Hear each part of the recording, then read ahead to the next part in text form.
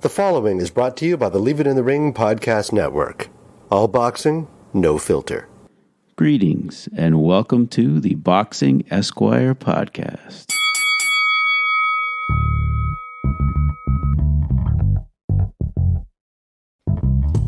Welcome to another edition of the Boxing Esquire podcast, presented by The Ring and ringtv.com and distributed by the Leave It in the Ring network. It was my pleasure to have as my guest on this episode one of the heroes of our sport, Dr. Margaret Goodman. We talked about her views on COVID protocols and which states are doing it right. We discussed how VADA's testing protocols have been affected by COVID and how they have used the downtime in the sport to make informational videos available on the VADA website. We also got into the debate about the proper use of MRIs. Now, my second guest on this podcast was boxing writer and attorney extraordinaire Scott Shaffer. We analyzed last weekend's busy schedule of fights, including Whyte-Povetkin, Taylor-Persoon, Smith-Alvarez, and Porter-Formella, and how it finally seemed like boxing was back after the long hiatus due to the pandemic. Two really fun conversations. Hope you enjoy. I am really excited to have as my guest on the Boxing Esquire podcast the esteemed neurologist from Las Vegas, Dr. Margaret Goodman, to talk about all things drug testing and medical in the sport of boxing as much as we can fit in the time we have with her. So welcome to the podcast, Dr. Goodman. Thank you. I'm sorry I don't have much time today. It just turned out to be that way. Apologize, though. No worries. Anytime we can get with you is great. So I guess what I'll do is I'll get right to it. I mean, for people who don't know, Margaret helped formed the Voluntary Anti-Doping Association, VADA, in 2011. I guess just a little bit of background. So tell us how that came to be and why you formed the organization. Well, I mean, it's been discussed several times, so I hate to be redundant, but bottom line was there just seemed to be a universal lack of drug testing in the sport of professional boxing and definitely no uniformity. So we established VADA just to try to make that point and to give fighters that wanted to demonstrate their commitment to clean sport ability to do so. So that's why we started in late 2011, and we've been continuing ever since. A lot of different fighters use us, also promotional entities, commissions as well. Obviously, during COVID-19, there's more limitations due to, cutbacks, but we're trying to help as many fighters as we can. We're also trying to expand educational ability so that fighters can learn more about what's prohibited, the side effects of prohibited substances. So we started an e-learning YouTube channel as well to provide information and have it at hand. Excellent. Well, speaking of COVID, you co-authored an article along with Dr. Cheryl Wolkin of the New York State Athletic Commission and Dr. John Stiller from the Maryland State Athletic Commission that was published in The Ring in May 2020, titled Coronavirus, Combat Sports Policy in the UFC. You listed a number of facts about the virus and also a number of questions for the Florida State Athletic Commission and the UFC to answer about the initial event that they held in Florida. Were you satisfied with how that event was handled by both the Florida Commission and the UFC? No, obviously not. But, things have improved considerably. It's an ever-changing problem. And it's not just that COVID is changing and the symptoms involved, but also the way it's being handled. I would say that the Nevada Athletic Commission, California Athletic Commission, and promotional entities such as Matchroom and Top Rank and also the British Boxing Board of Control are handling the issue as best as possible given the circumstances. It's a financial issue too, because you would like to place fighters in a bubble as long as possible and anybody that works with them so that you can maintain that they're free of COVID and not going to show symptoms as time goes on. There's only so much you can do, but I think those commissions are doing an excellent job in trying to keep the problem as low as possible, and so the fights can take place. It's a learning experience for everyone. I think everyone's doing as best they can. I'm sure things will change next month and maybe even next week as far as what we know, what we don't know, what we need to know. But, a lot of people that believe that it isn't an issue or it doesn't exist or it's a hoax or all that stuff, I think that's foolhardy, and it is a significant problem that needs to continue to be addressed. That doesn't mean we forget about anti-doping. It just makes it all a little bit more difficult. Absolutely. Yeah, at the end of the article, you recommended that the Association of Boxing Commissions and the Association of Ringside Physicians develop and implement like a national coordinated plan. Obviously, that hasn't happened, but I would assume that, have you had a chance to look at the California and Nevada guidelines? I mean, are those you would recommend as like a model for a national plan, or how did you see it? I think that they're doing an excellent job, and I think those could serve as a model for it as well. I think in Great Britain, they're doing a really good job as well in trying to keep everything at bay and keeping everyone protected. So, no, I think all those entities, those three, definitely, from what I've seen, those are really the only three that I know of as far as the actual commission instituting protocols. But I think they've been doing as good a job as possible. I think also Nevada reviewed the protocols set forward when fights started happening there by the UFC and also by Top Rank. I don't know what other promoters have been having fights in Nevada thus far, but they submitted very detailed plans, and I think that maybe they've been making some small adjustments, but overall they've been doing an excellent job. Right. Yeah, I've noticed. I mean, I've had managed fighters in the sport, and I know a lot of people in the sport. So I know, Top Rank and PBC, they've done multiple shows. I mean, Top Rank, in Nevada, PBC, I think, has done some in California, some in Connecticut. And their protocols differ. It seems like the PBC seems to require like more extensive testing, more time in the bubble. I mean, have you had a chance to look at like a Top Rank or PBC's protocols and I've been just looking at the commission protocol, so I don't know. I'm sure I'll be able to see those soon, but I don't know exactly what they've been doing in Connecticut. I know the protocols that California requires are very thorough and as strong as possible. I mean, obviously, I know what they're doing with professional basketball with the NBA, and I mean, obviously, you would love it if you could just lock everyone up, but that's just not the way our sport is, so It's impossible. But I think under the circumstances, they're doing a really good job, and I'm sure they'll advance those as time goes on. Hopefully, if there is a time in the not too distant future where things change, there's some kind of vaccine that we know that's safe for people to use, that can provide some kind of immunity and a herd immunity, then that can be implemented, and then maybe not all of this will be necessary. People will be able to produce proof of a vaccination that's, had sufficient time to take effect, and maybe hopefully then they won't have to undergo all this testing, and that'll cut down on the expense. It'll let more fights take place. It'll make it easier on everybody. Right. Well, yeah. Let's. You mentioned this previously, but let's catch up on kind of the state of drug testing. So how has COVID affected what VADA is generally contracted to do? It slowed down for quite a bit during a few months, like in March, April, and then we picked up in May somewhat, in June, obviously with no fights being held, and because of the restrictions, we didn't want to interfere with the privacy and the concerns that an athlete might have, especially if they're essentially staying at home with their family members that could have comorbidities or other illnesses, and they don't want to risk them, and there's no gyms open.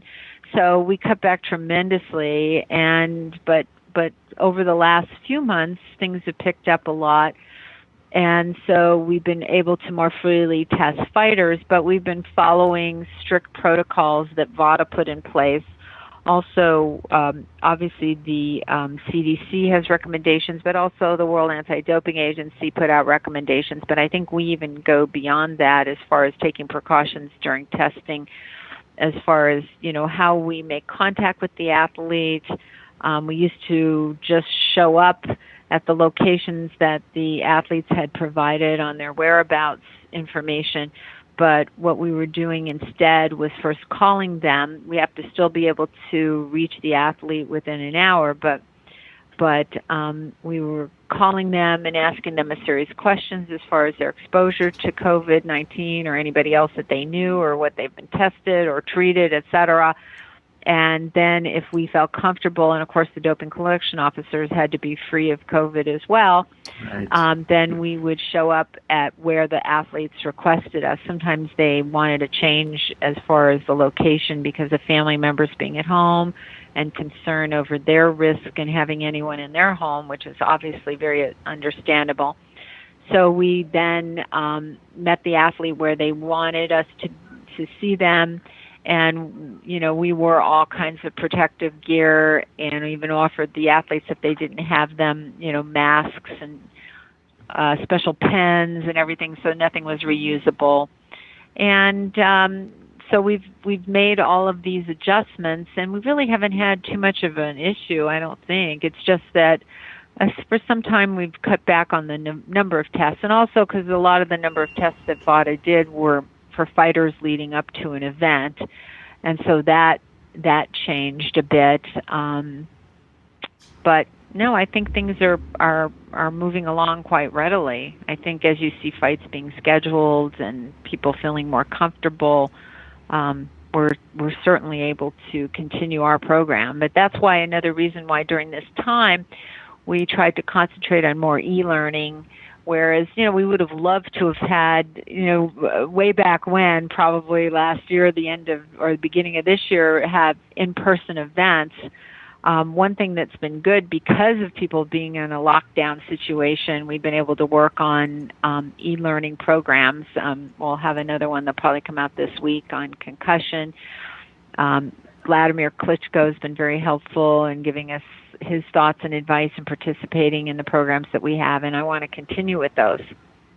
Well, that's really interesting. So VADA obviously goes beyond just drug testing. I mean, you're all about like the full health of the fighter, and you have a lot of programs and information to give boxers as well. So you have a website, right? So boxers can find this website, and what information right. Do you have for them? Basically, they can go to our website, which is VADA-testing.org, and seek information. We also have access for fighters through a company that Drug Free Sport created that's called Access. So any fighter, even a non-VADA fighter, can go to our website and look how to sign on to Access. And there, through Access, either they're themselves or their conditioning person or their trainer, et cetera, someone that works with them, sometimes it's their manager, can send in names or even photos of labels of supplements and things they want to take to find out if those entities have ever tested positive through someone else's drug test through time, or they can ask the risk level. No one will really approve supplements because sometimes even the best of supplements can be manufactured next to something that's prohibited, or something may not be on the label.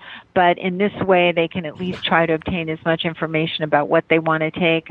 The great thing also about Access, they've got all kinds of great stuff for fighters, especially in their downtime, to learn about dietary things that they can do to improve their diet and cutting weight. As far as trying to actually make weight, they can look about nutrition. They even have recipes and things like that. I mean, they've got a whole host of stuff that's available, all free for fighters to do, that VADA subscribes to, so it's no cost to the fighters. Also, if a fighter joins our program for testing, they have available to them where they can actually physically send in their supplements to banned substance control group to have those supplements tested and certified so that they can have some assurance that their supplements are free of performance-enhancing drugs. So fighters that can, that are actually in the program can do that. And then, like I said, we've got this new e-learning YouTube channel that they're about 7 minutes long, so they're quick and easy. You don't have to spend a lot of time. We're having them translated as we speak into Spanish. So we have that. VADA also has an app that's available to fighters that are enrolled in VADA, and also fighters that are through the WBC Clean Boxing program can use to give us quick changes to their whereabouts, their locations, and travel, and all of that, contacts. So we are easily able to reach them when we come to test. Because as you know, the Clean Boxing program fighters are enrolled throughout the year if they're going to maintain themselves in the program, or they're rated fighters through the WBC, which is a great thing. And that has really contributed to a lot of uniformity in drug testing by having all those individuals stand up. And I would tell you that so many of those fighters are not rated through the WBC, but want to, again, demonstrate their commitment to clean sport by being enrolled and subject to testing. That's excellent. So, yeah, there's the WBC Clean Boxing program. Now, I know a few years ago the WBA also wanted to get involved and work with VADA with the Fair Boxing program. Is that still ongoing, or has that been discontinued for the time being? They initiated that, but I guess for a number of reasons they weren't able to follow through on that. So we stepped aside from being involved in that. So I don't know if they have something else. You would have to ask them. Okay. Now, VADA's also done work with the World Boxing Super Series. Is that correct, for the World Boxing Super Series tournament? Yes. Yeah, that's a good point. We actually were enlisted to work with them their first season and their second season, and that involved out-of-competition testing and then post-fight testing. And obviously all those fighters participated in the program. That was worldwide. We test worldwide anyway, but it was fascinating for us to be a part of that because the fights were held in so many different interesting locations, and there were a lot of fighters we might never have been able to come in contact with that were part of that program. So that was fun, and that's great. And I think they've rescheduled their. I can't remember. I think it's the cruiserweight final. Yeah. Yeah, and so we should be involved in that as well, and that's great. That's excellent. Well, I know I only have you for a limited amount of time because of your very busy schedule, which I completely respect. I've got a question just on some findings, kind of in your area of specialty. The last year there were two kind of I would call them conflicting things that came out. There was a Cleveland Clinic study on MRI imaging where they were saying that they're finding that measuring the volumes of certain brain regions using MRIs, it can be like a biomarker, though the findings kind of needed some validation. But then there was another Dr. Chertoff who came out saying he argued that screening boxers with CT and MRI brain scans was deeply flawed and potentially hazardous, and I don't know. He came out with any number of reasons why they shouldn't scan boxers with MRIs. So, are you familiar with both of those studies? No, I'm not. I would like to see that. If you could forward that to me, that would be interesting to see why he felt it was so deeply flawed. I think that there's a couple things to obviously keep in mind. We're always looking for ways to quantitate changes within boxers' brains to help make a determination when someone should continue their career or retire. However, even with that in place and that being, something that we can rely upon to hopefully prevent so much incidence of chronic traumatic encephalopathy or CTE, the most important thing is for commissions to be aggressive in following a fighter's career that comes to their jurisdiction, and that hence goes back to why we need some kind of a stronger national data bank to follow fighters. And one thing that's been great about the Cleveland Clinic here in Las Vegas, or the Lou Ruvo Center for Brain Health, that they've been conducting all kinds of studies to try to delineate exactly what we need to look for, what changes are going to preclude someone from continuing their career. They also recently did a study that hasn't even been published yet, having independent reviewers review fights on when a fight should stop. You know, there's no hard and fast rule often for that. Often it's the fan that's sitting ringside or watching on television that yells and says, this should stop. But is that really necessary and true? And how does that coordinate with when the fight actually was stopped? Under what changes or things going on within a round or over the course of a fight would necessitate a fight being stopped. So hopefully that'll get published soon. But I would love to see this study that this gentleman did that you referred to. I mean, obviously, clinically, there's a clinical diagnosis that someone needs to make when they think a fighter's had too much punishment, and often that supersedes any specific test that you can do now, or maybe any test that will be able to be performed to make that determination. Sometimes you just have to watch a fighter's career, and especially now that just about everything is being filmed. You know, back many, many years ago in the dark ages when I started as a ring physician, there were a lot of fights that were never televised, and so you didn't really have that background to go, that history on that fighter, other than what suspension they were given and what the result of the fight was. But now that we have that, it's important for us to be able to follow their career, see how they're progressing, include the amateur career that someone's had, because too often that's ignored as far as the punishment that an amateur fighter takes as well before they even get to the pros. So I think all those things are important. I think the bottom line is often the statistics that you need are not necessarily testing that's actually been performed, but what you can see. And obviously, just by examining an athlete, watching how they perform throughout their career, in making a determination, and too often it all just gets ignored, and people try to hang their hat on some kind of clinical or some kind of physical radiologic exam, or a neuropsych test that may not give you all the things you need to do to make that determination. Right, absolutely.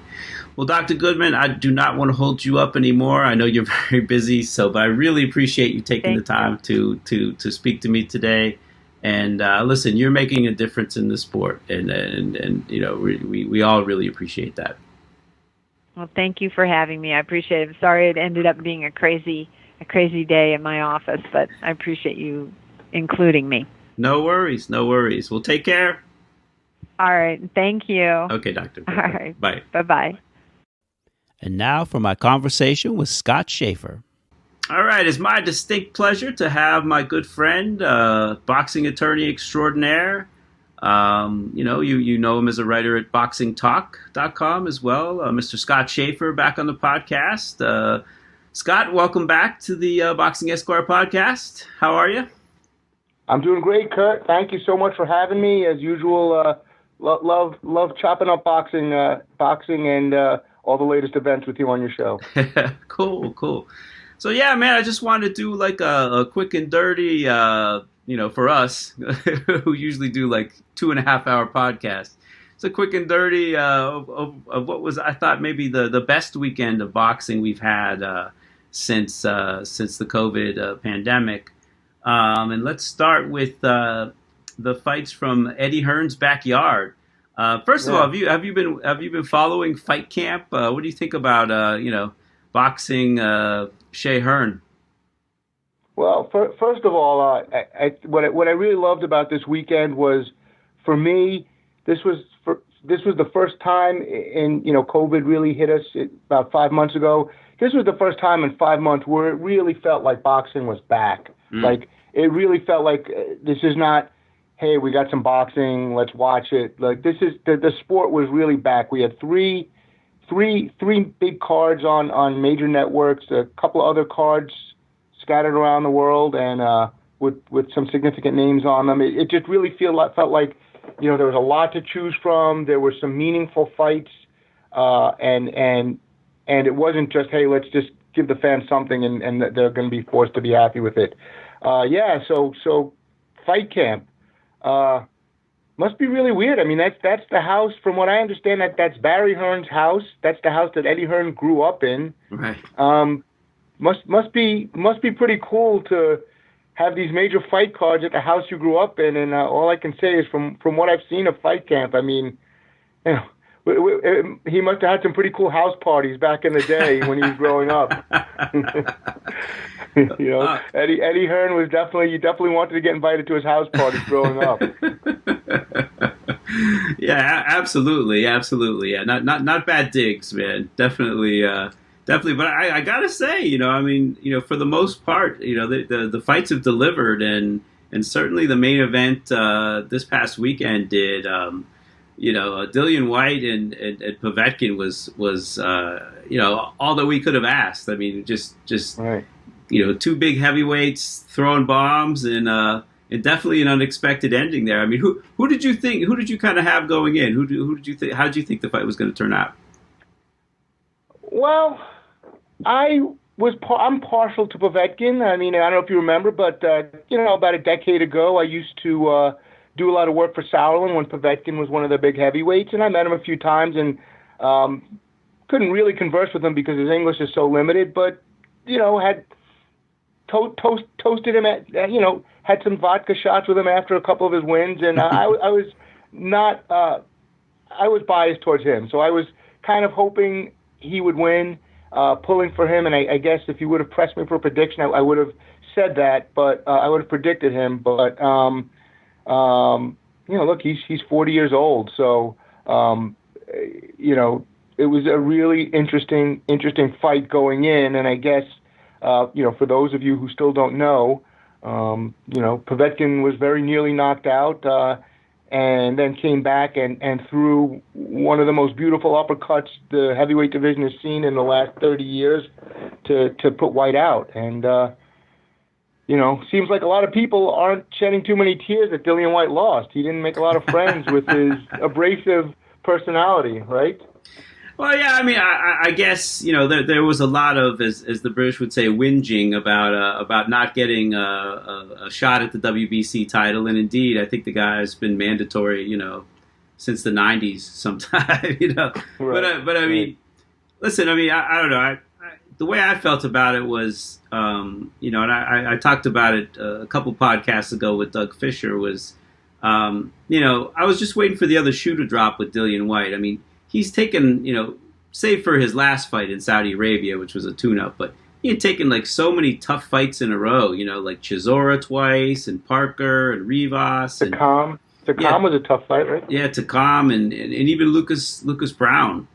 That was definitely going in was considered a fairly competitive fight, considering Brown was like undefeated. So, and you have all these fights, and you don't have like Helenius was in there too. He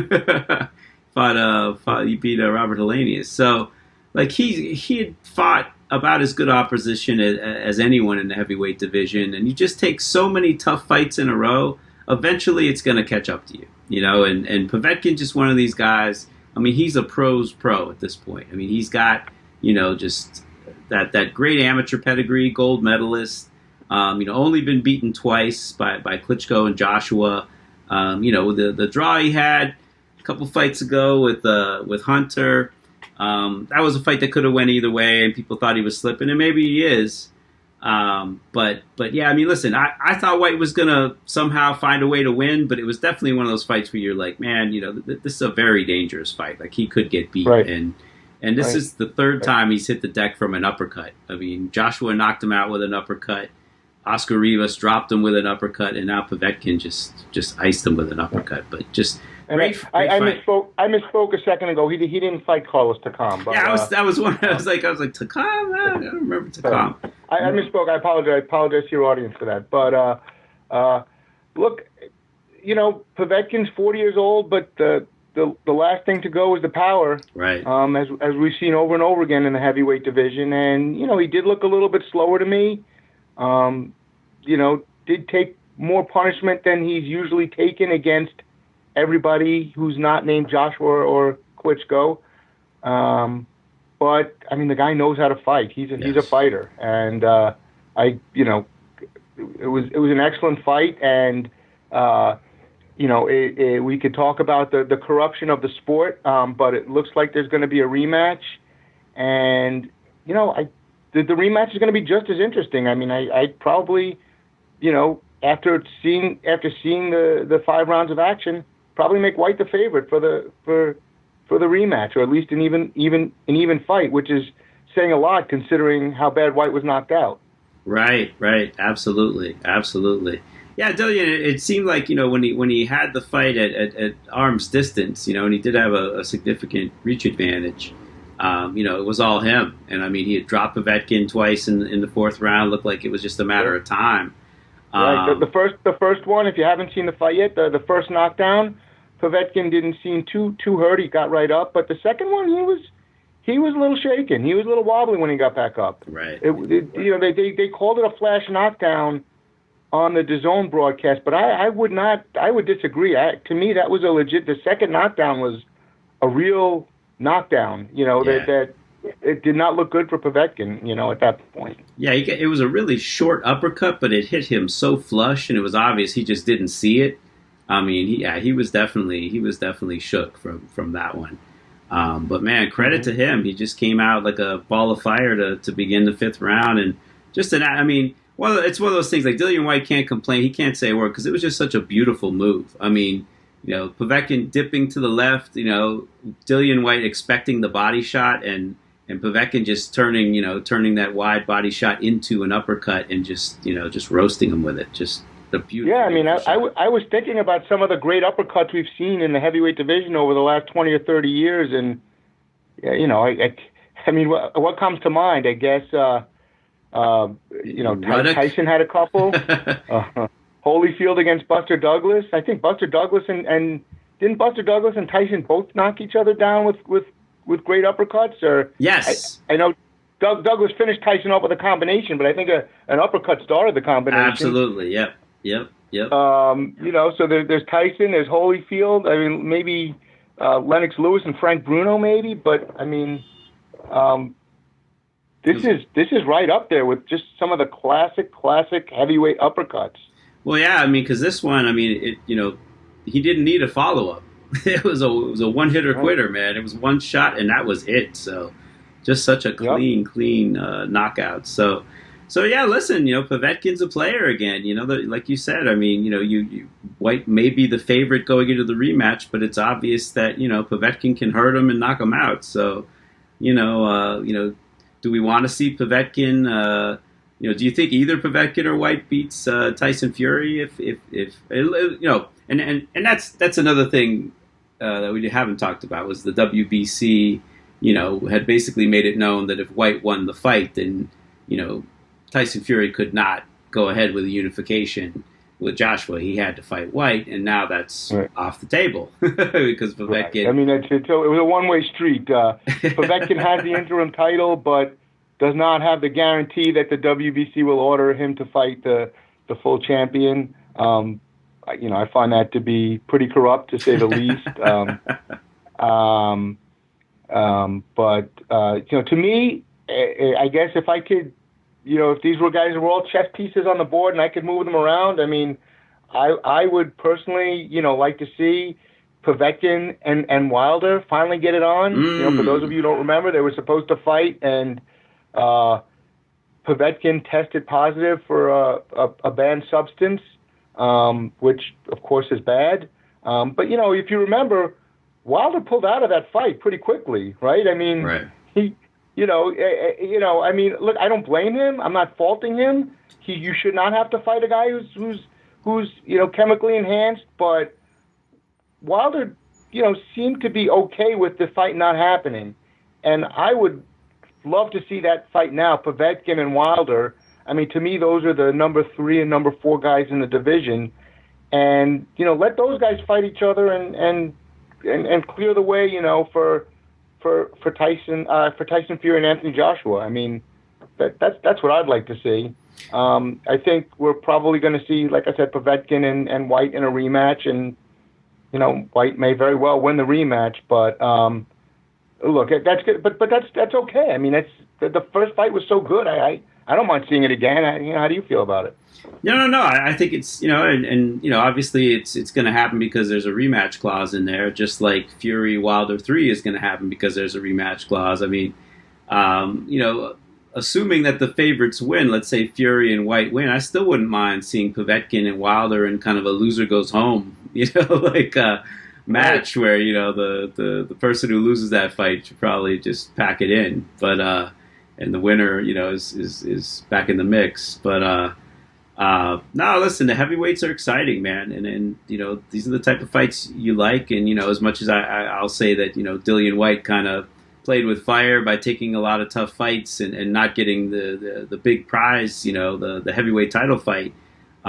Credit to him for doing that, for not just sitting around and sitting on a number 1 rating and taking tough fights, That's a great point. I guess, Whyte has rubbed me the wrong way, and so maybe I'm a little too stingy with giving him credit, but you're absolutely right. He does deserve credit for taking that fight. Look, Povetkin was coming off the draw with Hunter, but still clearly, no worse than top 11 or 12 in the world, and he deserves credit for that. And he had a promoter who was powerful enough to be able to obtain a rematch clause for him, so he is protected. And we should have another good fight by the end of the year. Absolutely. Where do you put Povetkin in the heavyweight division? I mean, do you put him in your top 5? I mean, I would put him ahead of, you got to put him ahead of Whyte. You got to put him ahead of Ortiz, I think, at this point. I mean, Ortiz hasn't really had a big win of late. Right. I'd put him ahead of Helenius. And I can't really think of any other besides, Wilder and Joshua and Fury. I mean, do you put him ahead of Ruiz? Right. I do. You do? Okay. Yeah. I do. I think, to me, the toughest question is, do you put him ahead of Usyk? Usyk really hasn't done anything in the heavyweight division. I would, yeah. On resume, but he's Alexander Usyk. So, yeah, but listen, on resume at heavyweight, Usyk has to prove himself. He hasn't even beaten a guy like Chisora, who Whyte has beaten twice. And people consider that a very competitive fight. So we'll see how he looks in his next fight. But I think for now, I think Povetkin definitely deserves top 5. You got to put him in the top, because Dillian Whyte certainly was. I mean, he was like number 4 to me, right behind, Wilder and Fury and Joshua. So, I think you got to give Povetkin that spot. I mean, right. You got Pulev, you got Usyk, but these guys haven't had any significant wins, any time recently, And another guy you got to give credit to is Alexander Povetkin. I mean, I know both of these guys, both Whyte and Povetkin, have had their, problems with PEDs, and a lot of people have just kind of written them off and call them cheaters and this and that. But, Povetkin hasn't taken really any easy fights in a long time either. I mean, he's a guy who's always game to take on the best. So, credit to him, for hanging in there, and at 40 years of age going into Whyte's promoter's backyard and knocking out Dillian Whyte, Right. Literally the promoter's backyard. Did it make you? Am I reaching too much here? Did the ending remind you of the last Marquez-Pacquiao fight a little bit, like a heavyweight version of it? Well, if Whyte had fallen on his face, yes, it would have. But that was, I mean, he just straight down on his back, and it was almost like when Pacquiao hit Hatton, and the way he fell, just like straight down and arms up, and man, just a brutal shot. But when Pacquiao fought Hatton, Pacquiao was just landing those booming lefts at will. So really, it wasn't a shock. I mean, the knockout was spectacular, but it wasn't a shock when it happened. I mean, this, the reason it reminded me of Marquez Pacquiao's last fight was, it was just such a shock. Like Whyte was looked like to be on the verge of finishing off Povetkin the same way, maybe not quite as dramatic, but in the same manner that Pacquiao seemed to be getting ready to finish off Marquez, and then just suddenly, though, the one punch out of nowhere came and ended it. To me, it's a knockout of 2020 for sure. So so far. Oh yeah, it's, just all things considered, yeah, just the drama of it and coming from way behind and ending it in one shot. It was and the level of the opponent. Two top 10 guys. It's not just a huge puncher against a B or C level fighter. Right. There's a lot at stake as well. A lot at stake. So yeah, man. Looking forward to that rematch. It'll be great. Hopefully it'll be somewhere other than Hearn's backyard. But if it has to be there, it has to be there. Right. Now, ready to talk about the women? Oh, heck yeah, man! This was a fight I was really looking forward to because I was there at the Garden for the first one, and I have to admit I didn't score it round by round. Their first fight, I wasn't upset that Taylor got the decision, but there were a lot of people who were. This one, it looked like Katie was gonna kind of learn her lessons from the first fight. It was gonna stay out of the trenches and just stay moving and so on. But Persoon is just like a Terminator, man. She just keeps coming, will not let you rest. Relentless, yeah. And just dragged her into and made it just a street fight at times, and very close fight. Again, it's like it could have went either way. How did you have it? Did you score it? I didn't score it. I think just kind of loosely in my head, I think I might have had it, 6-4 Taylor, but I could definitely seen it, go, if someone had 6-4 Persoon, I wouldn't call them crazy, Well, I'm one of those people who you're not calling crazy. I scored both fights. Both fights I scored 6-4, 96-94 for Delphine Persoon. Right. And for those of you who didn't see the fight, Taylor got the decision in both fights. When I talk about it on Boxing Talk, I'm very careful. I don't call it a controversial decision, but I say that Taylor won two debatable decisions. Even the DAZN announcers who have an interest in promoting Taylor, were saying that if you had it for Persoon, they couldn't argue with you. Right. Yeah, and to be honest too, I thought the DAZN broadcasters were being a little bit homers for Taylor. They were pointing out every shot that she landed, and maybe about half the shots Persoon landed, but it was. But yeah. A couple of things that I just found very interesting about this fight was.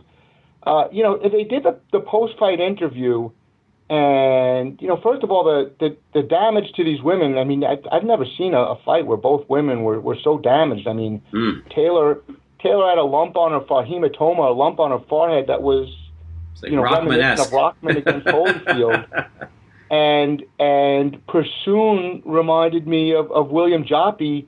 After he fought Bernard Hopkins with the swelling under both of her eyes. Very pronounced swelling under both of her eyes. And she said, she also said she thought she had a broken nose from the second round on. So this was a real physical war. Fight. Yeah, very physical fight. And, if these two fought with 3-minute rounds like the men do instead of the 2-minute rounds like the women do, I really think Persoon would have won, no question. I mean, she just was in incredible shape and just kept bringing it, and you could see Taylor was more skilled and could box better, and Persoon's punches were a little too wide, but she never stopped and just wore Taylor down and just came despite the significant swelling and the damage that Persoon took. She just kept coming forward and kept pressing and forcing Taylor out of her game plan, and just forcing Taylor onto the back foot. And I don't think the judges gave her enough credit for that. Yeah, I mean, it was really just kind of what you liked. I mean, I still haven't seen I don't know if Boxing Scene or anyone has the punch stat for that, or if there even was a punch stat. But I thought it was somewhere along the lines. Don't exactly quote me on this. It was somewhere along the lines of 105 to 95 in favor of Persoon punches landed. Okay, so it wasn't that significant. wasn't. It was not. It was not. No, okay. It wasn't. I would have thought that Persoon might have landed. I mean, I assumed that she landed the more punches. I thought it was a little more pronounced than that. Yeah, I mean, listen, I thought Taylor's punches seemed sharper, and they were more eye-catching, and they were definitely, with the form was much better. But, it did seem like, Persoon was throwing a lot more, and it did seem like she was landing more. So it really was what you liked. Do you like, how efficient and correct Taylor's stuff is? Do you discount Persoon just, throwing kind of arm punches at times?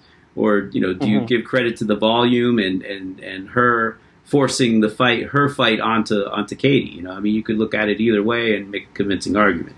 So I don't know if either of them want to do it again, but I would watch it again. I certainly would too. I don't think it's going to happen. First of all, I don't think Persoon helped herself in the court of public opinion, because if you saw the post-fight interview, she basically conceded the fight. She said she had no problem with the decision and she tried her best, but she seemed to think that she was the loser of the fight. And I'll disagree with her, but she wasn't out there saying she was robbed, like most fighters in that situation would have done.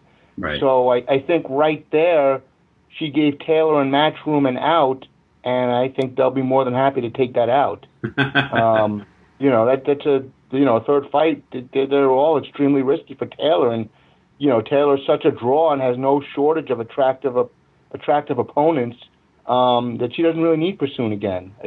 She's got 2 wins on her record, and if Persoon is conceding that she lost, I'll disagree, but it kind of softens the public demand for the fight. The other thing I noticed was, to me, this was one of the only fights I could think of.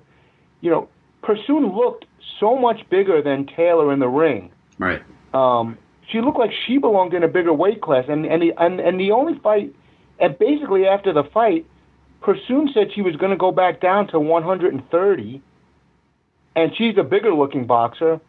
And Taylor's likely headed up to 140 for probably some type of, multi-division fight against Jessica McCaskill, who's now has all the belts at welterweight, but is a natural junior welterweight.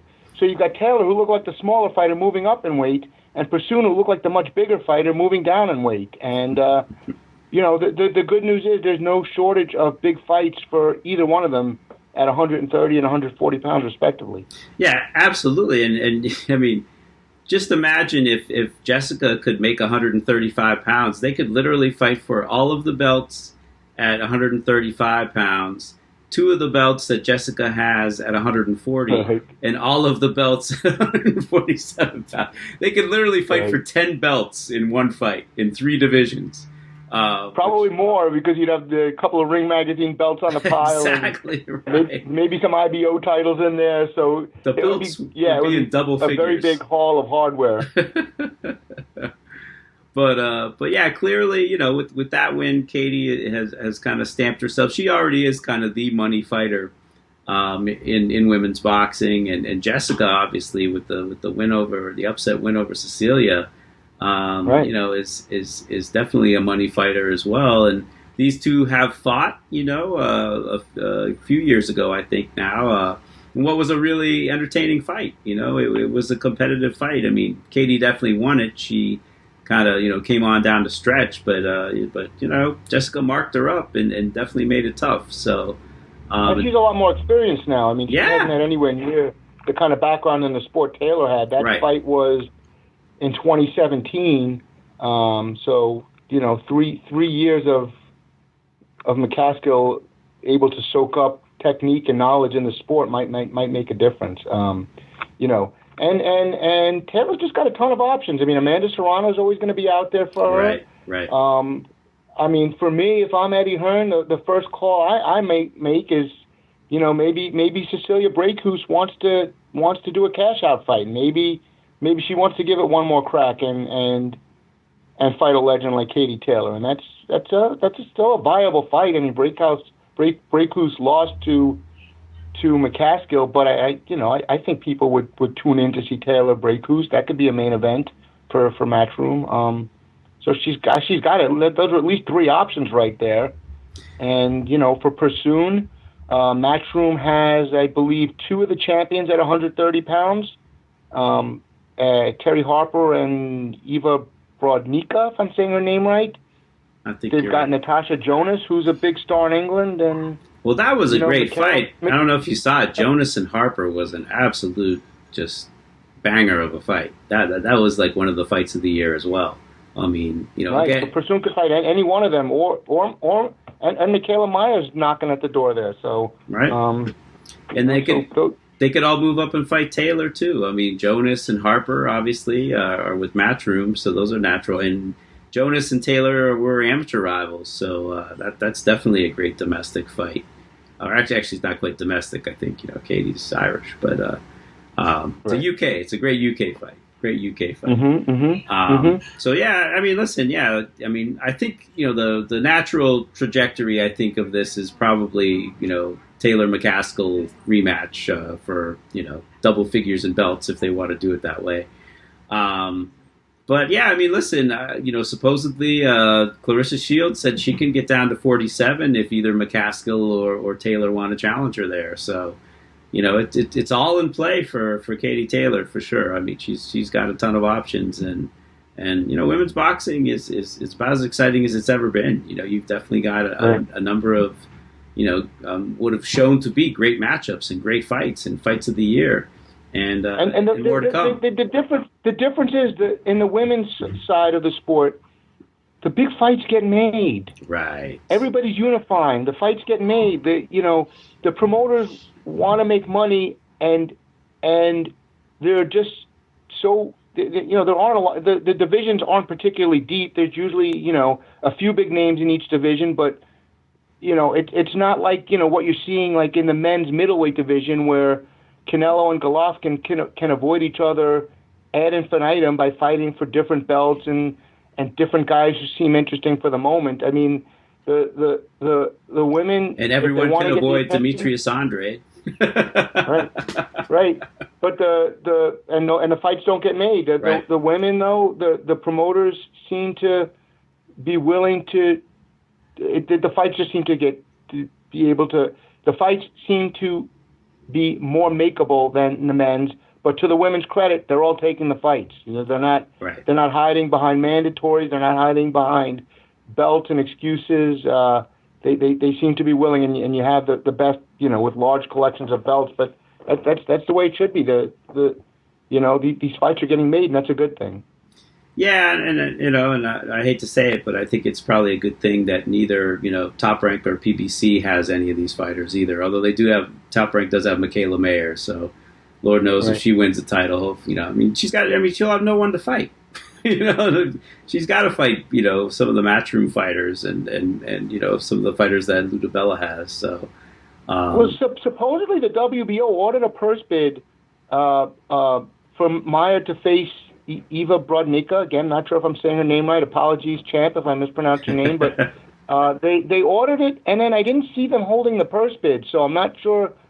I'm not sure what happened with that, but that fight is supposed to happen next, and we'll see if whoever wins the purse bid, will the other fighter go, to foreign soil to fight? I would think so. And if these other fights are any indication, the women seem to be taking the fights, even if it's not an ideal situation. So, a lot to follow, and you're developing the sport's developing story. The women's boxing is developing storylines and familiar names, and it's always great for division when you have 3 or 4 different names, so that people can fight each other and they just do round robins of fights, and it seems to be happening. Well, the women too don't seem to really mind jumping up or jumping down divisions either. Much easier than the men. I mean, obviously you got Amanda Serrano's won titles in 5 or 6, maybe 7 divisions or something. It's crazy, crazy. Right. So, but no, man, lots to look forward to in the women's game. It's really exciting, and the fights are really delivering. And credit, and before you move on, credit to DAZN. I think with all the competing fights, I think DAZN won the weekend in boxing. Yeah, just two absolute, awesome fights, and I don't even know if I got a chance. I mean, I haven't watched I've heard the undercard fights were really good too. So credit to Eddie Hearn and the matchmakers at, I guess Eric Botcher. Give credit to Eric Botcher, the matchmaker at Matchroom. You want to talk about PBC's fights or ESPN fights? Which one you want to go with next? Yeah, well, Joe Smith Jr. from Long Island, New York, got a huge win. Local boy, yes. Well, and that fight, I mean, Joe Smith's just a guy who, I always tend to underestimate him, I mean, just maybe because I remember watching him on Broadway boxing and not being particularly impressed with him early in his career, and he'd already had like a knockout loss. So I just thought he was, another guy who just wasn't going to go anywhere. And it just seems like he's getting better and better with each year and with each fight. I mean, he absolutely beasted Alvarez in there. He just went at him and just beat him down. Right. I did not think he could walk through him like that. Go ahead. No. I mean, I feel the same way. We've seen him come up in the New York area. I'm looking at his record now. That knockout loss was in 2010 to Eddie Caminero. And you kind of... You'd never think he would get where he's gotten today. You kind of pigeonhole him into a certain spot. And, for me, the pigeonhole, and maybe it's lazy thinking, based on perhaps skin color, but not perhaps, but, I think of him as a Mickey Ward type, a guy who's, always going to get outboxed and is just, if he lands the one big punch, he'll win. And I tend to think of him as in that Mickey Ward type mold. But he sure didn't fight like that Saturday. He showed some improved skills, and I mean, Alito Alvarez. For those who need a refresher, I mean, his only other loss was to Sergey Kovalev in a world title fight, and he had previous to that beaten Kovalev. So I mean, this was a top guy, and it wasn't like a Povetkin situation where he was losing the fight and then just came up with a big knockout. He won the fight and finished it off. So yeah, dominated. Just a tremendous win. Yeah. Yeah, I mean Alvarez. I mean, you look at his resume. I mean, wins over Chilemba, Lucien Bute, Jean Pascal, Sergey Kovalev, and a highlight reel knockout this year of Michael Seals. I mean, he was a guy.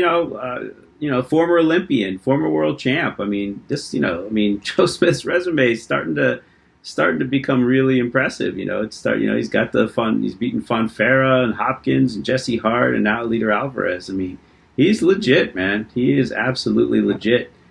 Top 10 light heavyweight, but it's another division that's it's stacked, and it's got some tough guys at the top. He's already lost to Bivol. I guess.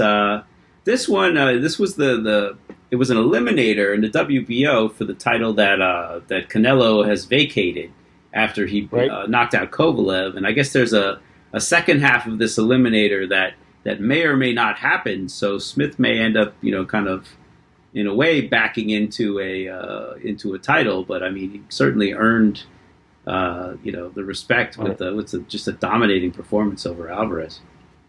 Well, for the fans, in the WBO rankings, Alvarez and Smith were number 4 and number 3 coming in. Smith will now go out of Alvarez.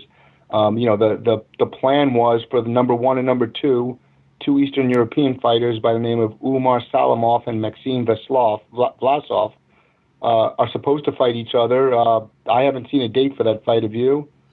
No, I think they've said there's like COVID and visa. I mean, I think they were trying to do that fight here in the States. I mean, I know that Umarov, Dmitry Salita has him. Salamov, yeah. Salamov, yeah. I'm sorry, Umar Salamov. I know Dmitry has him. I'm not sure who has Vlasov, but I think he's had most of his fights in Russia. So, yeah. I mean, we'll see. I mean, if I'm sure they'll find a way to make that happen. I mean, if they're both in Russia, it would make sense to have the fight in Russia. But we'll see. It was interesting. You said we'll see what happens. I mean, I think Smith was quoted as saying that he was told at one point that this fight that he just won was going to be for the vacant title. So we'll see, but certainly Joe Smith versus anybody for a title would be a pretty watchable fight. I think that a lot of fans would be interested in. I would make him the favorite over either, Vlasov or Salamov. I mean, I think I've seen both guys fight, and the Joe Smith that beat Alvarez, I don't think either of them get past him. Right. Well, Vlasov is 33 years old. He's 45-3. Let's take a look. He's got a loss at cruiserweight to Krzysztof Glowatsky, my man. He had a loss to Zurdo Ramirez before Ramirez was champion, and he had another loss about 9 years ago to the man who's always, whenever you see a press release, he's always called perennial contender Isaac Chilemba. So those are 3 losses. So a loss to Chilemba, and he doesn't have any overwhelming. He avenged the win against Chilemba more recently, but well, it'd be an interesting fight. He's bigger than Smith. He's got 26 KOs in his 48 fights. Listen, let them fight, and let's just keep the division moving. Right. Right. Joe Smith versus anybody's an interesting fight. Absolutely. Light heavyweight suffered lately by, Bivol is a great fighter, but really hasn't been able to unify the titles. And I'd like to see some of these guys fight. Let's let these guys fight. I thought we finally had some momentum when Beterbiev beat Gvozdyk, but things have slowed down a little bit in the 175-pound division. Yeah, I know you have some connection to Beterbiev's next fight. So what happened? He was going to fight the mandatory, and then just visa problems interrupted that, or what? Well, it's being decided as we speak. Beterbiev has an IBF mandatory due. Fanlong Meng of China is the mandatory contender. It's complicating the fact is that he's here in the United States, and so he's a Chinese citizen located in the United States trying to get into Russia on short notice for a fight. Probably not going to be able to be pulled off.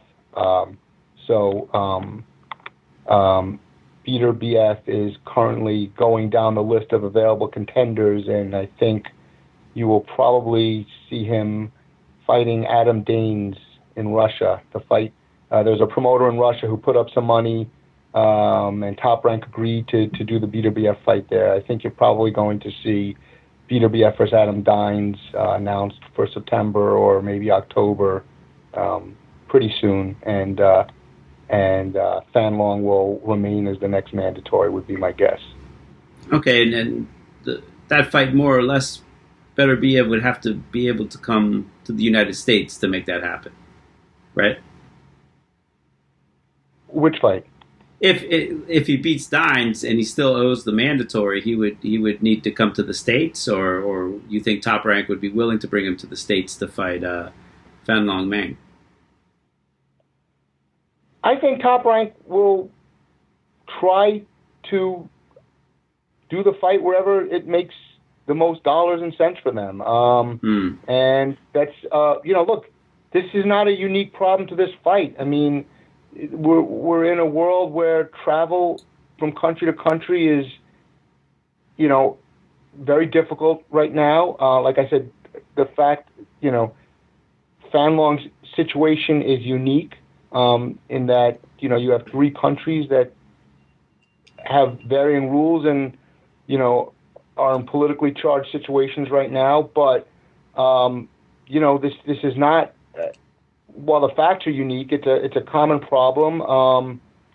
Look, if the parties can make a deal, the best solution is always the parties making a deal in a location where the fight comes from. I mean, You have Beterbiev as a Russian who is based in Canada and promoted in, has a United States promoter with most of their dates in the United States. The original fight was going to be in Canada back in March, and so there's a lot to work out. and I don't think anyone can predict what the world's going to be like 9 months from now. So just have to keep advocating for our guys, and hopefully everybody gets their chance. You know? Right. You know, did you notice in the 175-pound division, what did you think of David Benavidez suddenly being made the mandatory in the WBC? I didn't know that happened. Wow. Yeah, they jumped on him. 2 days after he failed to make weight for 168, the WBC named him the mandatory, you know, and BWF has that title too. So that's interesting. You know, who knows if that, I mean, I would just, I don't have any inside knowledge. I would think that's going to be a difficult fight to make and not likely to happen, but, you know, let's see who blinks first. I mean, right. Yeah, I thought that Benavidez had kind of expressed a desire to stay at super middleweight, even though he missed it pretty badly on the scales. He did. He has. That's interesting. But the BC's kind of already, you know, pushing him to go up a weight. They're making moves, you know, with Dillian Whyte and Canelo Alvarez, and you know, have you talked in a podcast about Canelo Alvarez and the Turkish fighter Avni Yildirim, who's now the mandatory? It's like Canelo basically said, "Yeah, I want to fight him. WBC, make the fight for a title." Right. Yeah, I mean, you gotta love these mandatory defenses for guys who haven't won fights for almost 2 years, you know. Yeah, that one's, I don't know, man. Yeah, the BC, it's like some things change and some things remain the same, and or you know, the BC forever is just making it up as they go along. You know, the rules are whatever Maurizio decides on a particular day. You know. And oftentimes it's whoever the last person he talked to, they get it going their way. And you know, for the fans out there who aren't really part of the business, the idea of Canelo Alvarez, you know, that this title is vacant at 168 pounds, and the idea of Canelo Alvarez fighting for it, certainly, you know, it's not that he doesn't deserve it or he's not good enough. Certainly, Canelo Alvarez, you know, if you consider him in the 168-pound division, he's certainly the best, if not, you know, one of the best, if not the best guy in the division. So it's not, on the one hand, it's not crazy that he would fight for the title. It's really the process that's maddening. You know, that just, you know, if Benavidez had made weight and retained his title, would they be forcing, you know, would they be really ordering Benavidez versus Canelo? It's pretty clear they wouldn't. Right. You know, but because through this, you know, circumstance where Benavidez failed to miss weight, and they've got their favorite Avni Yildirim sitting there at number one, and a chance for him to make money, the business side of it stinks, and it's not fair to other fighters who are, you know, somebody's ranked number 2 in that division, and I'm not saying that they're, like, you know, if you want to say his name, good luck, but. If you know, somebody's ranked number 2 in that division, and I'm not saying that person is better or more deserving than Canelo Alvarez, but the process is unfair, and I think that's kind of the point I'm trying to make. Right. That you should stick to the rules and not just make this up as you go along. Yeah, that's kind of, you know, that's always been the mainstream, you know, and the boxing press's, you know, criticism of the sport is there's just no structure to it. You know, there's no orderliness to it. You know, it's whatever these sanctioning bodies decide, and you know, and it just really makes the sport look, you know, just chaotic, and it makes the sport chaotic. Right. In this particular case, the WBC's rankings are so bad and so corrupt in this case that it's just not going to be a source of outrage, because, you know, the number 2 contender, I'm going to try his name, Abdu Ghafarov is his last name. You know, I've never seen him fight. I'm not insulting him as a fighter at all, but really doesn't have the caliber of wins to me to be ranked number 2 in the world. I mean, not even to me. I don't think there's any question about that. I don't think there's anybody other than the WBC who would say this is a top 2 fighter in the world. But, Avni Yildirim versus this guy, nobody really wants to see that. So it's not that there's going to be a hue and a cry when Canelo Alvarez fights Yildirim, but, the idea that Yildirim should be a mandatory contender is tough to justify, and it's just a bad look for the sport. Yeah, and it's kind of a letdown, too. I mean, all things that at least recently had pointed to Canelo taking on Callum Smith, and that was definitely a fight that people were looking forward to at 168, and now we've got. And I still want to see a third fight between Alvarez and Golovkin, and sure. I know that's kind of fading from the radar, and maybe not as many fans want to see that now as they did 2 years ago. But I mean, listen, Canelo's the face of one of the faces of the sport. I mean. And he can fight, so right. there's no need for him to have to fight a guy who's not even a legitimate top 20 fighter. I mean, for the amount of money he's getting paid and the good of the sport, I mean, fight somebody that fans want to see. Callum Smith would be a very reasonable opponent. Golovkin would be a very reasonable opponent. There are a few others. Danny Jacobs is worthy. I know he fought already. Derevyanchenko. I mean, these guys have earned the fight. They've earned a big fight. Right. Yildirim has not earned a big fight. Right. Yeah, it's just a fight that, no one's clamoring to see, outside of fans of, Yildirim. But, and his immediate family. But, and Ahmed owner, his promoter. There you go, Ahmed. Don't want to leave Ahmed out, man. Ahmed's character. Right. All right, man. Well, listen. Let's kind of finish off the weekend. Sean Porter, came back. His first, I believe, fight since the Spence epic fight that he had last year. Sebastian Formella. To me, I mean, listen. I had him in my top 20. I mean, he'd had a couple good wins recently. Very technical boxer from Germany. The fight pretty much went as I expected. I honestly did not expect Porter to knock him out because I think Formella's, really solid technical boxer who's not going to stand there and get knocked out. But it was. For those of you who don't know, he's a former Olympian. Right. He was 22-0 coming in. He had the IBO title and beat some decent guys. The win over Mabenga was an upset. That was a really good win, actually. Yeah. Mm-hmm. Over Tulani Mabenga. So he's legit, legit top 20 guy. Maybe top 15. He gave, Porter, every round was, I wouldn't say every round was competitive, but Formella, got his shots in. He it's not like Porter just, ran through him and the guy grabbed the whole time. Like Formella definitely landed counter shots on him. He definitely put some shots on Porter. He just doesn't hit very hard and right. I guess he just hit hard enough to stay in there for 12 rounds with Sean Porter. But, listen, Porter got 12 rounds in, gets a solid guy, got a win on the board. Right. What would you like to see next for Sean Porter? Well, I'll just say that on paper, this was a pretty reasonable matchup. Didn't really turn out that way because Porter was just, too much for Formella. Can't really fault the PBC for this one. Like I said, on paper, Formella had some decent wins. He was an undefeated guy, former Olympian. He came to win.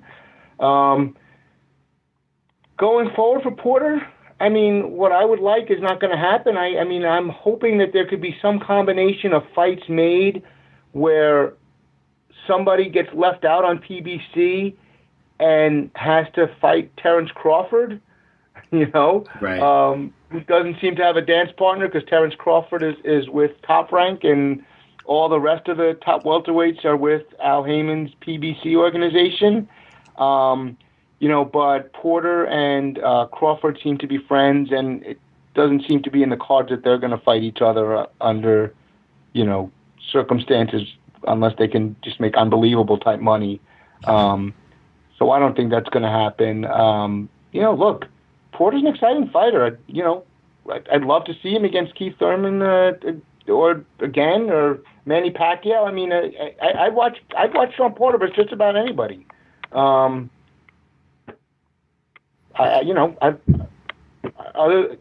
That's all I can say. He's an exciting fighter. I respect him. I'm a fan, and whoever he wants to fight. I mean, he's you talked about Povetkin not taking any easy fights. I mean, you look at his fights. I mean, Formella was his easiest fight in a few years. I mean, Errol Spence, Yordenis Ugas, Danny Garcia, Keith Thurman, Adrian Broner, Adrian Granados, Andre Berto, Andre Berto, Kel Brook. That's a who's who of the welterweight division, except for a couple of names. But he's fought more than anybody else has. So I don't know what's next for him, but I'm sure it's going to be a big fight. This was an eliminator, wasn't it? So. Well, it was for the WBC silver title. So I think Spence has the BC belt proper. And he's got a really good fight coming up against Danny Garcia. It's funny, the guy you mentioned who's kind of the odd man out. I mean, Sean got his in. He got his win. He's got a W back on the board. But Keith Thurman, Keith, says, people have asked him about fighting Crawford, and he's like, hey, make me an offer. Let's do it. There's been a little back and forth between those guys. I mean, generally that doesn't go anywhere between the PPC welterweights and Crawford. But, man, I would love to see that fight. That would be great. I mean, Keith doesn't really have a dance partner. I spoke to Tim Smith last month, and Keith isn't currently on the Fox schedule that they announced, and he's not on the Showtime schedule. But Tim said that they like to get Keith in by the end of the year, but I haven't heard anything about him fighting anyone. So, hoping against hope, but man, it would be nice to see Crawford and Thurman as opposed to Crawford and Kel Brook or someone of that nature. Right. I mean, I can't remember if I saw you at Keith Thurman's win over Josecito Lopez, but that was his. If you remember, that was the fight before his loss to Pacquiao, and right. His first fight after nearly 2 years off.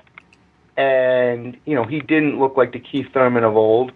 He did better against Pacquiao, but still lost. I would think at this point, Thurman is probably looking for a very large sum of money. The rumor, I mean, I don't have any inside information, but the rumor is he's kind of pricing himself out of a Crawford fight.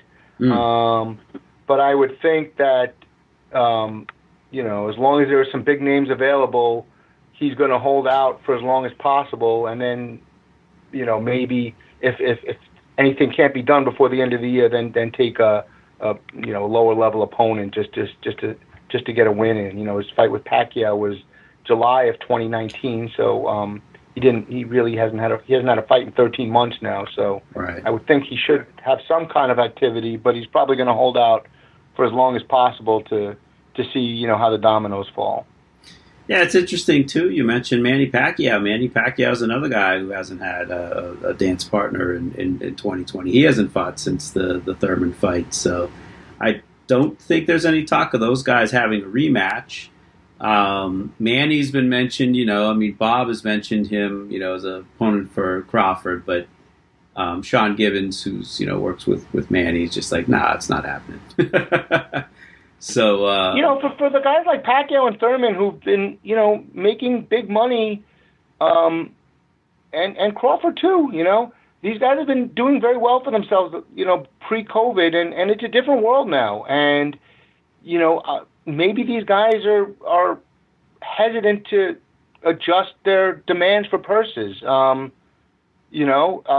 They've made a lot of money in their career. I'm not familiar with Thurman's, personal financial situation, but, he's made tons of money. It's been a ton of big fights. He's been a champion for many, many, many years. So, some of these guys might not want to take a pay cut, from their point of view for these big fights. They might not be willing to do it. And, look, boxing's a dangerous sport. I can't say I blame them, but, I don't think any promoter is going to be anxious to lose a ton of money, or guarantee, pre-COVID numbers when it's unclear if they'll be able to sell tickets to a fight.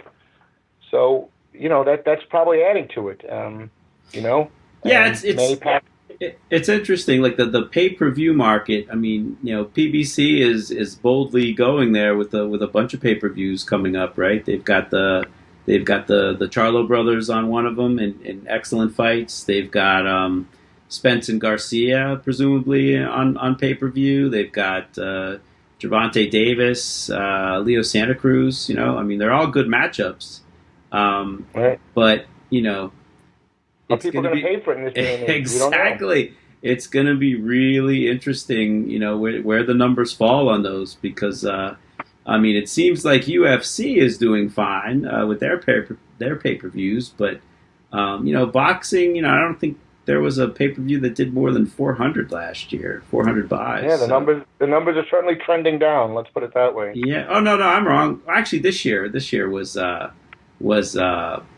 Fury Wilder, and that one, even though it did, was it 800? I think was kind of the consensus. Although it's really hard to get an accurate read on buys nowadays because they come from so many different sources. But I think it was around 800, give or take, and that was less than expectations. They were definitely looking to go over 1 million with all the exposure. It's trending down for sure.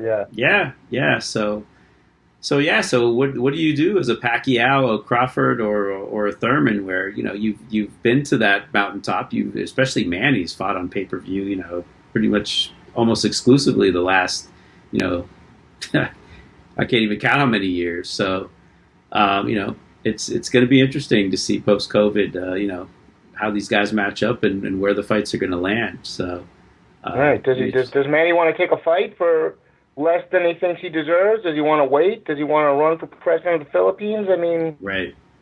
To be honest, that's a pretty good fight to go out on, beating Keith Thurman. If you wanted a storybook ending, that's a pretty good one. Undefeated welterweight champion. Who a lot of people thought was biting off more than he could chew. I mean, that's a pretty good one to go out on. I mean, I know they're really hoping against hope that they could get Floyd back in the ring, but I don't really see that one happening again. Right. So, but interesting. So, did you watch any of the ESPN or the PBC undercards? Anything catch your eye on either of those? I tell you what did catch my eye was. Did you see what happened in Germany this weekend? I did not. Johan Pablo Hernandez. Oh, I saw highlights of that. Yeah. Came out of retirement after 6 years. Had a great record. He only had a couple of losses on his record. His last fight. I mean, he was a champ. His last fight prior to this weekend was a IBF Cruiserweight Championship fight that he won. So he retired as a champion, and a lot of it was injury related. But came back 6 years later as a heavyweight and got destroyed by Kevin Kingpin Johnson. I mean, did you see the knockout? I mean, I saw the knockout, and I was like, is that Kevin Johnson? Is that the Kevin Johnson who's been pretty much a punching bag for prospects the last couple of years? I mean, going on the offense and walking the guy down. It wasn't Kevin Johnson Jr. It wasn't a different guy named Kevin Johnson. It was Kevin Johnson who just knocked Johan Pablo Hernandez the F out. I mean, and Hernandez was fighting open mouth and just getting pummeled in the last couple of rounds and fell face first. And Johnson, fell down on his knees like he won a world championship. It was good for him, man.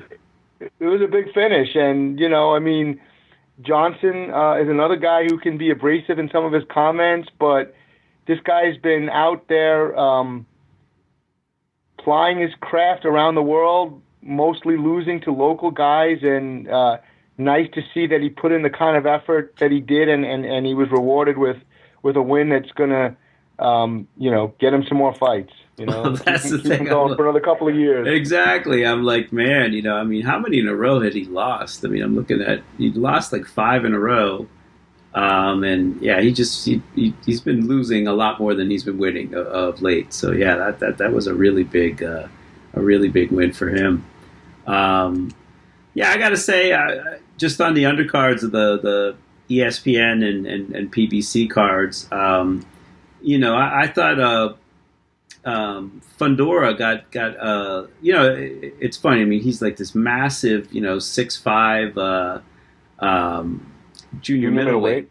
And Gallimore is a tough guy, like a really tough guy who's been the distance with J-Rock. He's been the distance with Lubin. Really tough guy, is generally in competitive fights. And Fundora got the stoppage. I think it was more, apparently Gallimore, I mean, I saw them cart him out of the ring on a stretcher. He might have fractured his right foot. So, just you left out Gallimore's signature win, which was Jason Rosario, yeah. Jason Rosario, who's now, holds 2 belts. So, Fundora's somebody got. I mean, look, it's always shocking when you see a guy, 6'5" in the junior welterweight. I mean, the junior middleweight division. He's taller than most heavyweights, and right. I just can't imagine how he can legitimately weigh 154 pounds, but he does. And he seems like he put the time off due to COVID to good use. I mean, he fought just before the shutdown of the sport in late February, but he fought a guy who was 6-0 and won by decision. Now he took a big step up in class and won by knockout. So, he's 22 years old. He's got probably the most savvy advisor in the sport in Samson Lukowicz, who we know is going to put him in some good and well-considered fights. So, I mean, this is someone who we're going to see more of and we want to see more of, Yeah, absolutely. And it's funny you mentioned guys who Gallimore knocked out. I mean, when he beat Jason Rosario at the time, it wasn't a big deal, but now Rosario is a very big deal. Another guy who got a really nice win on that card was Justin DeLoach, who's a guy Gallimore absolutely destroyed when they fought, and DeLoach was coming off some really good wins at the time. But DeLoach took on a heralded undefeated Cuban welterweight and just basically launched a ground to air missile of a right hand that just drilled Navarro, and the fight was pretty. I mean, I don't even know how Navarro got up from it, but the fight was pretty much over in a round. Very impressive win by DeLoach, kind of getting himself back in the picture at welterweight with a nice win. One guy he's moved down. He's moved down a division. Yeah. He fought Gallimore at 54. He fought Jason Rosario right after that at 54 and lost, and then has moved down. Lost a close one to Terrell Williams, tough welterweight out of LA, and they had him as a stepping stone for Navarro, and he proved he's no stepping stone. Right. Just a really brutal knockout or knockdown. With that first one. One guy I was really happy to see kind of get back in the mix was Julian Rodriguez, a New Jersey fighter who Hammer Hands, who's kind of he was off for a few years. He's the guy who Pat Lynch managed for a while. I don't think Pat has him anymore. Turo Gaddy's manager. He was a kid coming out of the amateurs. I mean, he has really fast hands, really talented fighter. But I don't know if it was injuries or I'm not quite sure how he kind of lost his passion a little bit. But he took some time off. I don't know if it was his passion. I think he had a shoulder injury that kept. Did he have a shoulder injury? Okay. Yeah. Okay. Yeah, it's a shame because just a really good prospect, and I saw he got a hold of one of Joe DeGuardia's undefeated kids, Anthony Laureano, and just drilled him, knocked him down 3 times, put him out in 1 round. So really impressive win for him. Hopefully we'll see Julian start to step it up. He's 25 now, 20-0. I always had my eye on him as a really good prospect coming up. So we'll see what Julian can do now that he's healthy. Yeah, he's a real sleeper for all you boxing hardcore guys. Casuals won't know about him, but he's a real sleeper with a good pedigree, and I'm looking at his record. He did not fight between 2017 and 2019, and he was working his way back throughout 2019. Against varying range of opposition, but smoke Laureano, who was undefeated coming in. So absolutely. Yeah, someone to put an asterisk next to on your prospect list. Absolutely. Yeah, I think the last time I saw him was like 2016.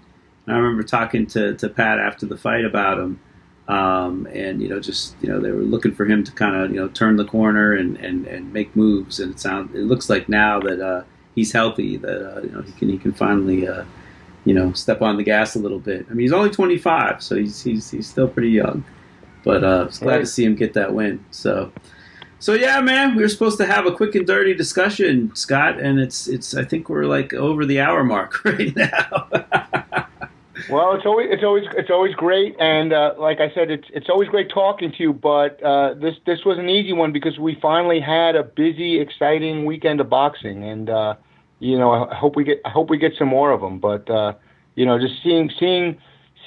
I've become a cynic, and I've been disappointed in some of the cards we've seen. And I know it's easy. It's really it's easy to criticize and really difficult to make the fights in this era of COVID. So I'm not trying to be too harsh to the promoters out there, but it was you see a fight between like Whyte and Povetkin, between two top 10 heavyweights, or between two of the very best pound for pound women in the world, like Taylor and Persoon. You realize how great the sport can be and what we've missed over the last few months. So to me, it brought me back to the sport a little bit more than I've been in the last couple of months, and just hope this continues, and hope this weekend can really get the momentum going for the sport again. Wow. Yeah, absolutely. Well put. Yeah, it seems like we do finally have boxing back, and I think PBC's definitely got some great fights coming up. I know even this weekend I'm looking forward to Ramirez and Postal for Top Rank. So yeah, man, things are looking up. Some good fights ahead. Good fights ahead during a very dreary time, man. But all right, man. Well, I will let you go. Thanks so much for having me, and it's always an honor to have anything to do with Ring Magazine, and of course to be able to talk boxing with you, Kurt. All right, my brother. Take care, man. Okay. Hope all is well. All right. Talk to you. Bye. Okay. Bye. And that will do it for another edition of the Boxing Esquire podcast, presented by The Ring and RingTV.com and distributed by the Leave It in the Ring Network. Really like to thank Dr. Margaret Goodman and Scott Shaffer for taking the time to speak with me to fun conversations. If you like the podcast, please leave a comment or a rating on iTunes, Spotify, Stitcher, Audio Boom, SoundCloud, or wherever you access the Boxing Esquire podcast. Really appreciate it, as it helps new listeners find the podcast. And also, do not forget to check out my companion piece to this podcast on ringtv.com that will also feature quotes and background on my interviews with Dr. Goodman and Scott. And until next time, so long, everybody. Did you get what you was looking for?